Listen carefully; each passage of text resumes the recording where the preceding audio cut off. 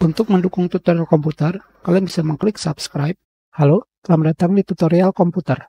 Tutorial kali ini mengenai cara menampilkan menu panel navigasi yang hilang. Apa itu menu panel navigasi?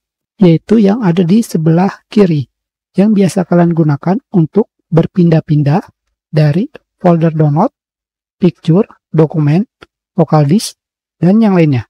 Tetapi di sini tidak ada. Jika tidak ada, tentu saja kalian jika ingin pergi ke folder download, kalian bisa pergi ke local disk C, user, akun kalian. Di sini kalian akan menemukan hal yang sama. Folder download, picture, dan yang lainnya. Hanya saja kalian harus membuka folder satu persatu untuk pergi ke tempat tujuan. Sekarang, cara membuka panel navigasi adalah kalian pergi ke View, Show, pilih panel navigasi.